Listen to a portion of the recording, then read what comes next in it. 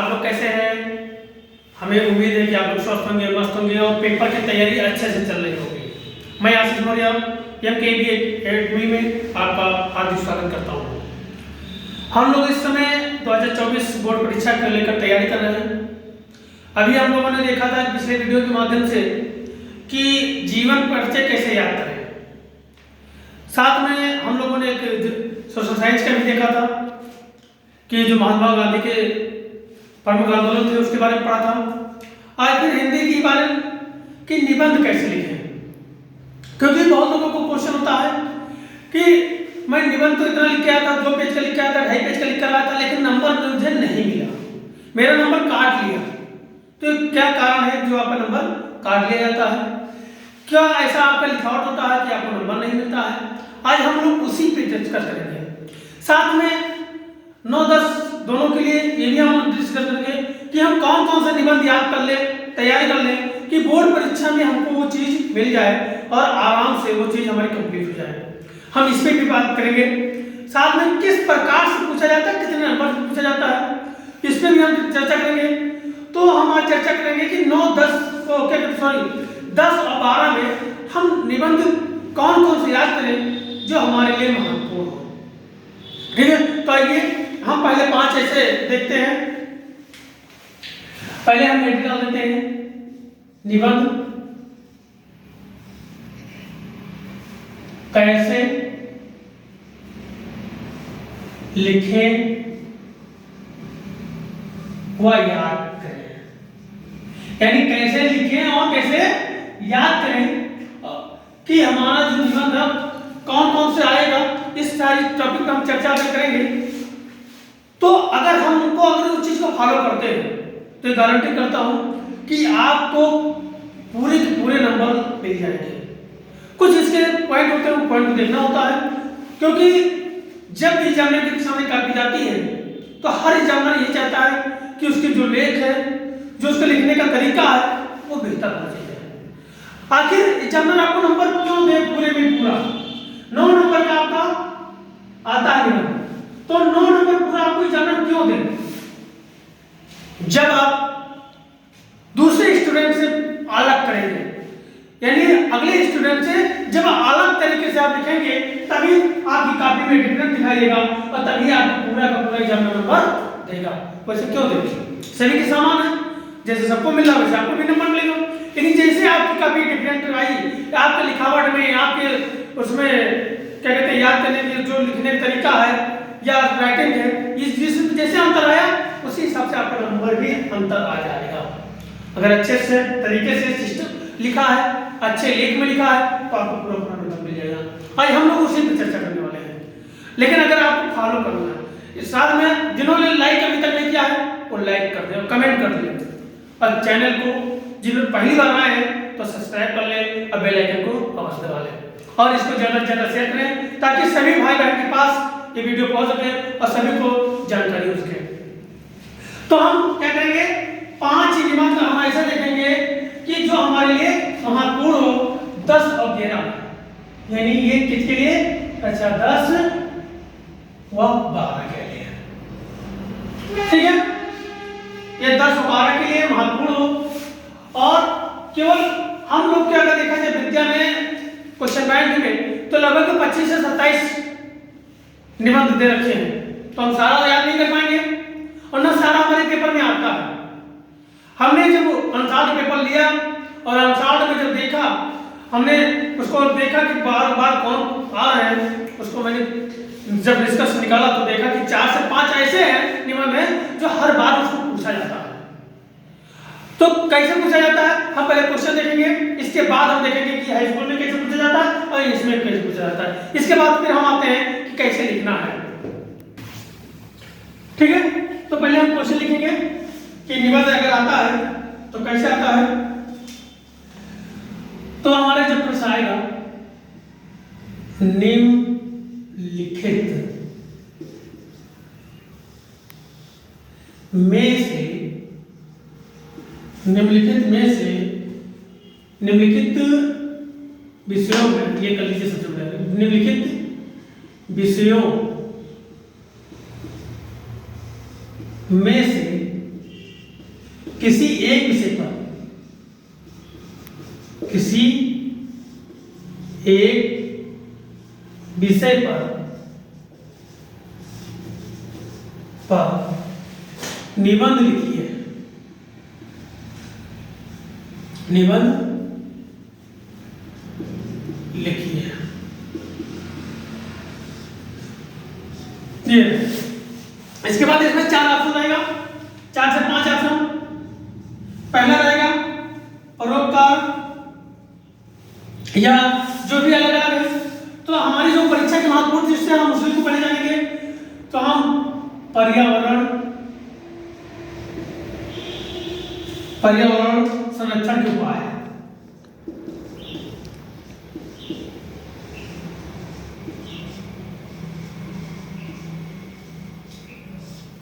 उपाय एक ये हो जाएगा आपका। दूसरा आतंकवाद, आतंकवाद समाधान व समस्या व समाधान।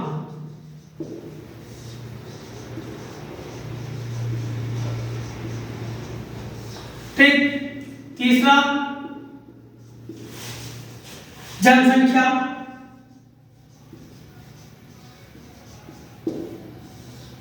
जनसंख्या इसके भी लाभ और हानि, लाभ हानि। ठीक है। चौथा नारी सशक्तिकरण,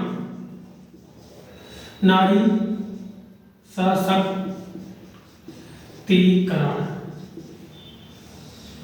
ये हाई स्कूल में ये 4 ऐसे महत्वपूर्ण निबंध हैं जो आपके पेपर में अक्सर पूछे जाते हैं, चाहे पर्यावरण संरक्षण के उपाय हो, चाहे आतंकवाद समस्या का समाधान हो, चाहे जनसंख्या लाभ या हानि हो, या नारी सशक्तिकरण हो, और एक और इसी में आ जाता है एक साथ में बेरोजगारी, जो आपका ज्वलंत मुद्दा है, बेरोजगारी। ठीक है। तो ये भी हमारा क्या है, ज्वलंत मुद्दा है, ये भी इसके बारे में भी पूछा जाता है।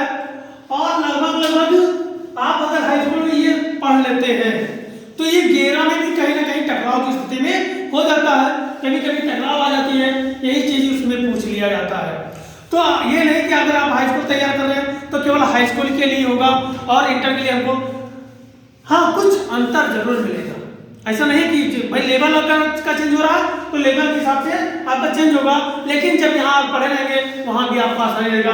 और जो नहीं पढ़े हाई स्कूल में, कभी कदार मान लिया पढ़े थे भूल गए हैं, तो उनके लिए भी हम ऐसे बताऊंगा कि कौन कौन सा। तो ये किसके लिए है, ये आपके हैं कक्षा 10 के लिए कि इतने टॉपिक पर अगर वो याद कर लेते तैयार कर लेते हैं तो उनका 9 नंबर पक्का होता है।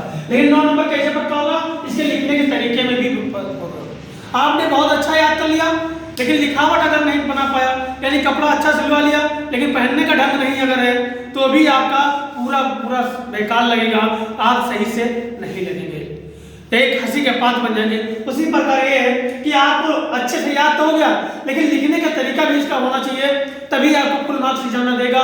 जब सभी लोगों से काफी अलग दिखेगी तभी पूरा नंबर देगा। ठीक है। इसके बाद हम आते हैं कि 12 के लिए, अब हम देखते हैं 12 के लिए।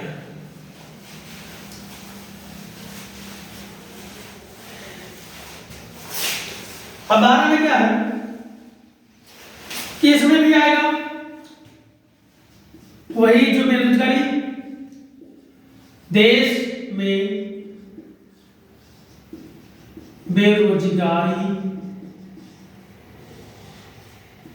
बेरोजगारी की समस्या।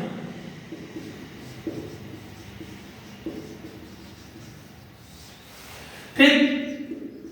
दूसरा आतंकवाद की समस्या, आतंकवाद समस्या। ठीक है। और समस्या का समाधान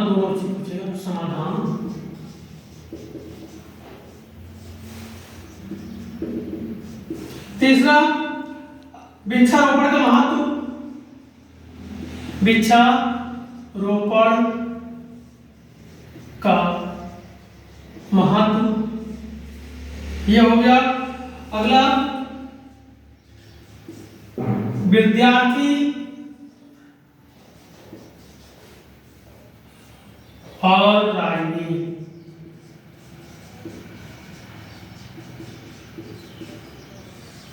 विद्यार्थी और राजनीति।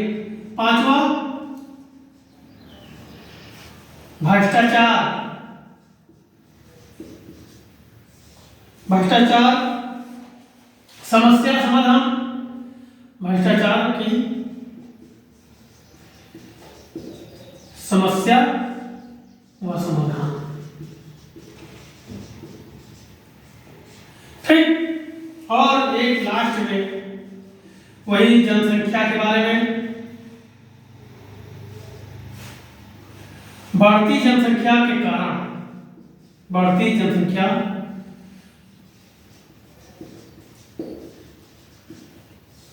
से उत्पन्न समस्या।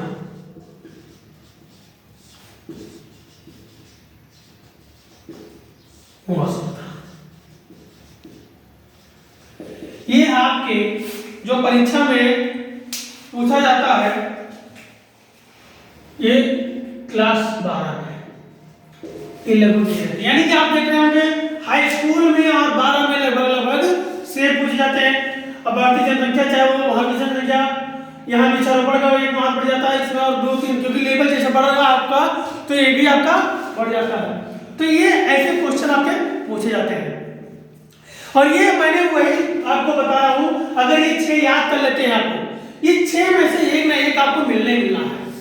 ये गारंटी है कि आपको पेपर में 6 में से एक ना एक मिलना है। अगर मान लिया 3 ऑप्शन, दूसरा 4 ऑप्शन आता है, 5 ऑप्शन आता है, मान लिया 2 ऑप्शन अलग हो गया तो 3 ऑप्शन मिल जाएंगे। तो हम करें 3 अलग हो गया 2 मिल जाएगा, लेकिन मिलेंगे जरूर, चाहे हाई स्कूल में हो अच्छा इसमें हो।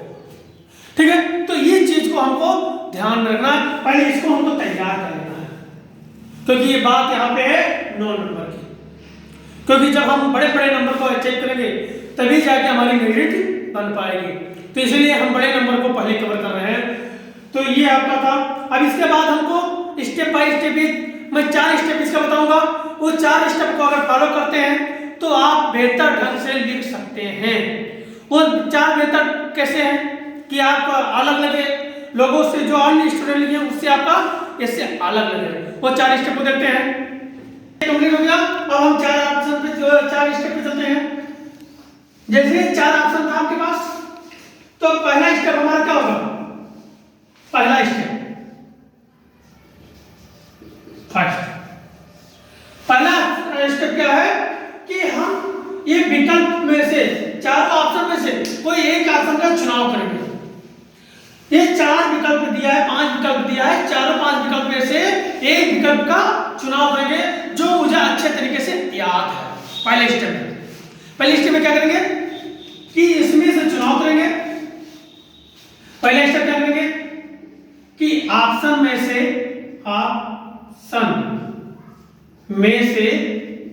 एक का चुनाव करेंगे जो अच्छे से आता हो, जो अच्छे से याद हो, या आपको क्षमता हो कि हम बना के लिख सकते हैं, यानी आपका आंकड़ा हो कि इस बार विषय पर मैं बना के लिख सकता हूं, उस ऑप्शन को आप पैच करेंगे पहले नंबर पे। दूसरा स्टेप आपका इसी में क्या है, जब आप इतना किए तो इसमें क्या करेंगे आप हेडिंग आपका मान लिया चुन लिया देश में बेरोजगारी की समस्या।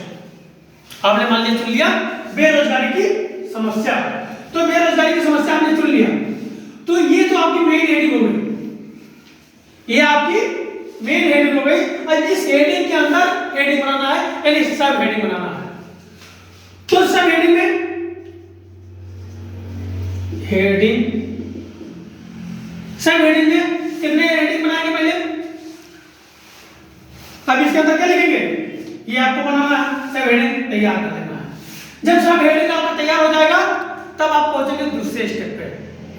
दूसरा स्टेप आपका क्या है? तो सब हेडिंग हमने पहले स्टेप में देखा, 4 ऑप्शन था और 4 ऑप्शन में से मैंने एक ऑप्शन का चुनाव किया। जैसे हमने चुनाव कर लिया देश में बेरोजगारी की समस्या, तो ये अब इसमें सब हेडिंग यानी सब इंग्लिश में भी लिख सकते हैं सब हेडिंग।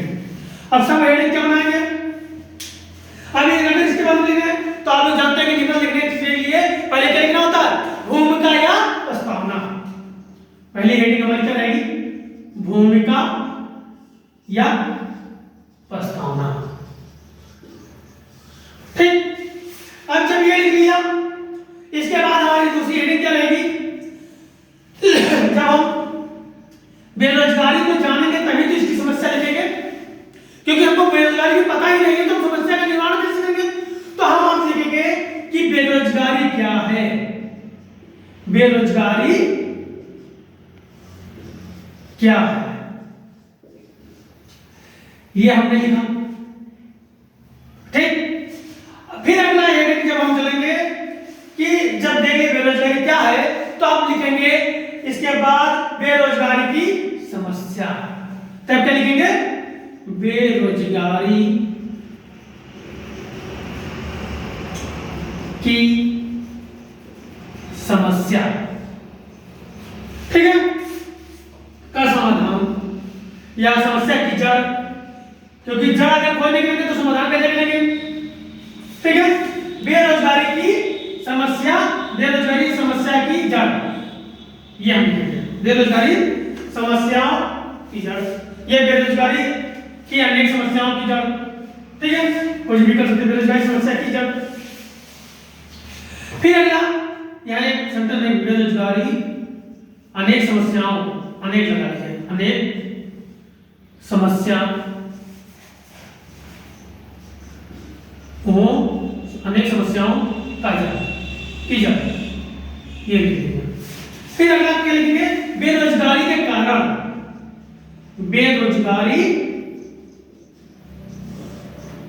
के कारण, क्योंकि जब तक आप सब हेडिंग में नहीं लिखेंगे निबंध, अगर मैंने केवल एक हेडिंग डाल दिया देश में बेरोजगारी की समस्या और मैं लिखता गया और लिखते लिखते 2-4 पेज भर दिया, लेकिन जब 2-4 पेज भर गया तो एग्जामिनर के सामने जब पहुंचा तो सब एक ही तरीके से दिखने लगा, उसमें एग्जामिनर को बोरिंग महसूस हुआ या उसमें इंटरेस्ट नहीं लगा कि क्या क्या इसने लिखा, वो समझ जाता कि आपको आता जाता नहीं था, केवल आप लिखते गए।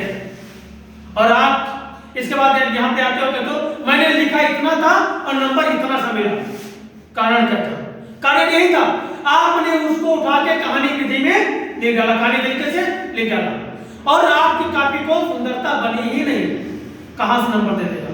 जो निबंध लिखने का तरीका होता है, पहले आप हेडिंग देश में प्रस्तावना डालें, ये हेडिंग डालेंगे, इसके बाद इसके अंदर सब हेडिंग यानी भूमिका या प्रस्तावना, इसके बाद बेरोजगारी क्या है यानी उसका खोज करेंगे, बेरोजगारी यानी समस्याओं की जड़ यानी कैसा किसका आता है, फिर बेरोजगारी के कारण पता लगाएंगे और जब कारण पता चल जाएगा तब बेरोजगारी के समस्या का समाधान ढूंढेंगे। बेरोजगारी के समस्या का समाधान, समस्या के उपाय। ठीक, जब समस्या का तब जाकर हम क्या करेंगे, उपाय करेंगे, क्योंकि जब हमको पता होगा कि हमको किसी जगह पहुंचना है, मान लिया मैं ये स्थान पे हूं और बी स्थान पे जाना है, तो बी स्थान पे पहुंचने के लिए जब हमको मार्ग पता होगा तभी तो पहुंचेंगे, ऐसे तो पहुंचेंगे नहीं। तो ये क्या क्या पहले हमने मौका बताया, फिर बताया बेरोजगारी है क्या, फिर बेरोजगारी अनेक समस्याओं की जड़ कैसे है, फिर बेरोजगारी के कारण क्या होते हैं, फिर बेरोजगारी जब आपका पता लग गया तब मैंने उपाय किया कि रास्ता पता चल गया तो मैं आराम से यहाँ तक चला गया। ठीक, ये इसका तरीका होता है निबंध लिखने का। साथ में इसके बाद जब ये लिख जाएगा तब लिखेंगे उपसंहार। ठीक है, उपसंहार लिखेंगे। ठीक है, तब जाके हमको नंबर अच्छे मिलेंगे। लेकिन हम गलती क्या करते हैं, ये तो हमारा क्या था, दूसरा स्टेप था, ये यहां से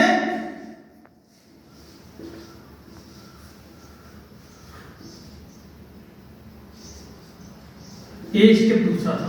पहला स्टेप क्या था कि चारों ऑप्शन में से एक ऑप्शन का चुनाव करना हो जो अच्छे से आ रहा हो, जिसको अच्छे से लिख सकते हैं। अब इसके बाद स्टेप 3 में क्या करेंगे, ये हमारा क्या था, ये हो गया। अब स्टेप 3 में क्या करेंगे, स्टेप 3 में कहानी तरीके से नहीं लिखेंगे। यहां क्या करना है, कहानी तरीके से, कहानी विधि से नहीं लिखना है, लिखना है। दूसरा, ज्यादा पेज नहीं लिखना है, ज्यादा पेज नहीं लिखना है।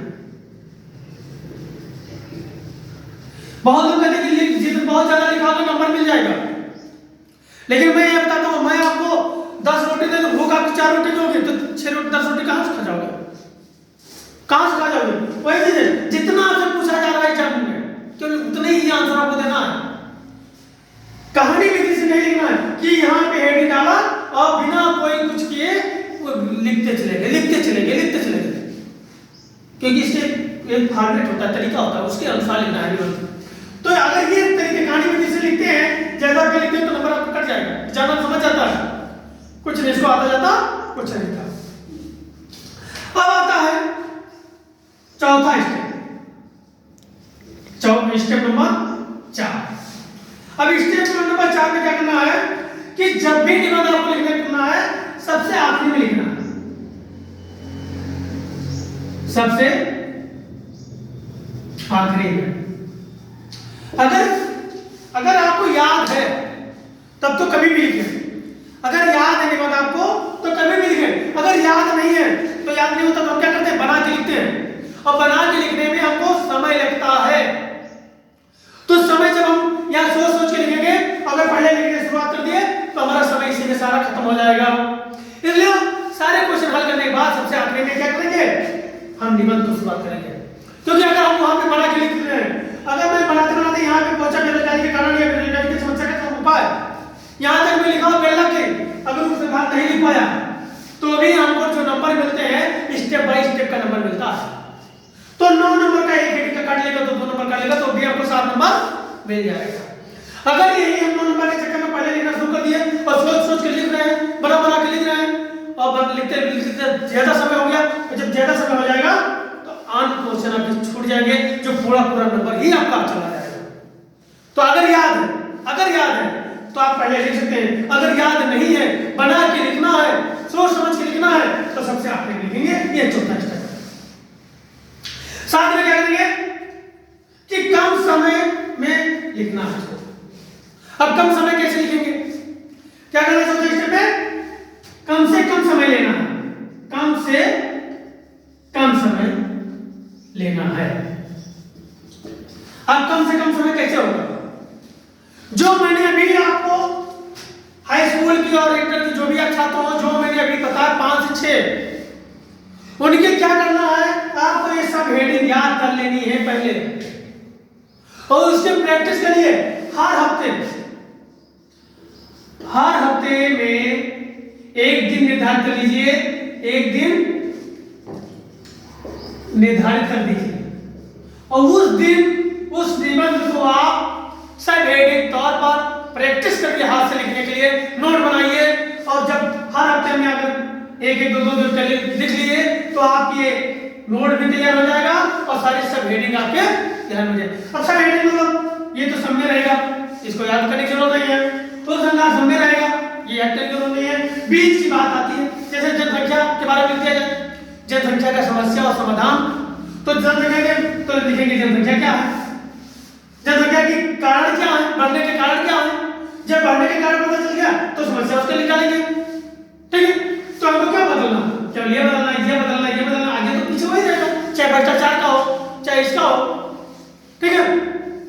तो हमको हेडिंग जब 2-4 बार लिखेंगे तो हमको हेडिंग ऑटोमेटिक याद हो जाएगा, और जब याद हो जाएगा हेडिंग तो हमको परीक्षा से के समय हेडिंग सोचना नहीं पड़ेगा कि इस हेडिंग के बाद कौन सा हेडिंग लिखें, आपका समय बच जाएगा।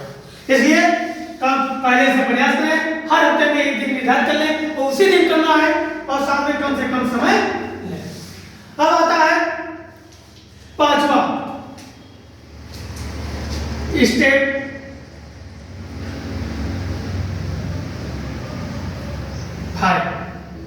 अब स्टेप 5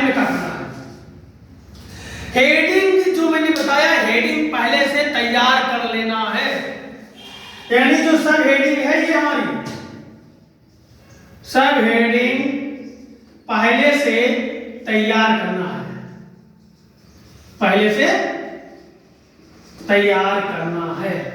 और जब पहले से तैयार कर लोगे तो उस दिन आपको बहुत आसानी होगी और आपको पूरे पूरे नंबर मिल जाएंगे।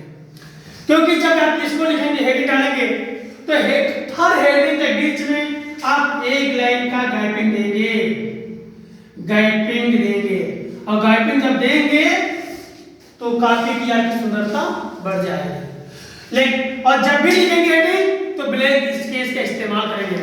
वहां पे केवल 3 चीज का इस्तेमाल करना है, एक ब्लैक पेन, ब्लैक और ब्लू पेन, और साथ में ब्लैक स्केच का इस्तेमाल करना है, और कोई इस्तेमाल नहीं करना। और जो परीक्षा में आपको यूज करना है वो अभी से आप प्रैक्टिस में डाल लीजिए। इस बहुत लोग कहते हैं स्केच से मैं लिख नहीं पाता हूँ, वो स्केच से लिखने की आदत डाल लें। तो ये आपका था निबंध लिखने का और याद करने का। जब आप लिखने का तरीका पता हो गया तो याद करने का तरीका हो जाएगा। जैसे आपको भूमिका, तो भूमिका क्या होती है, हम जैसे उसकी भूमिका बनाते हैं। जैसे आपको बिल्डिंग बनानी है तो भूमिका बनाएंगे। भूमिका में क्या बनाएंगे कि कमरा कैसे, कहाँ, कितने बाय कितने रखना है, कहाँ शौचालय रखना है, कहाँ किचन रखना है, उसकी भूमिका बनाएंगे। ठीक है, तो हमको इसके बारे में भूमिका बनानी होती है। और जब भूमिका हमारी बनकर प्रस्तावना तैयार होता है तो उसके अंदर क्या है, हम छोटी छोटी चीजों को उसको देखेंगे।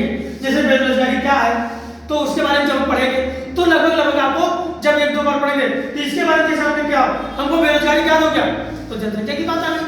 तो जहां बेरोजगारी की समस्या थी वही हमारी जनसंख्या, बस थोड़े शब्द के उलट पुलट होंगे। तो ये याद करने में सबसे आसानी हो जाएगी। तो आपको क्या करना है, आपको हर हफ्ते एक दिन निर्धारित कर लेना कि इस दिन मुझे हर हफ्ते में करना है, और उस दिन एक दिन जितने हमारे पास मैंने बताया है आपको कि इस निबंध को याद करना है, जितने टॉपिक बताया हूँ, चाहे हाई स्कूल का हो चाहे इंटर का हो, उस टॉपिक पे आपको सारे सब हेडिंग बनाकर याद कर लेना है, प्रैक्टिस कर लेना है, नोट बना लेना है, ताकि परीक्षा के दिन ये आपको याद करने की जरूरत ना पड़े, जिससे परीक्षा में कम समय लगे और अच्छे से आप लिख सकें और लोगों और अन्य स्टूडेंट से अलग हो सके, अन्य छात्र से अलग दिखाई दे। और जब अलग दिखाई देगा तभी एग्जामिनर अलग से बढ़िया से नंबर देगा। तो ये था आपका निबंध लिखने का तरीका, याद करने का तरीका। आपको अगर कुछ समझ में ना हो तो आप कमेंट बॉक्स के माध्यम से हमसे जानकारी कर सकते हैं, पूछ सकते हैं। साथ में जिन्होंने अभी तक लाइक नहीं किया है वो लाइक कमेंट कर सकते हैं, और जो पहली बार आए वो चैनल को सब्सक्राइब कर लें और वीडियो को ज्यादा से ज्यादा शेयर करें ताकि अन्य लोगों को भी इसका लाभ मिल सके। आज के वीडियो यहीं तक। जय हिंद, जय भारत।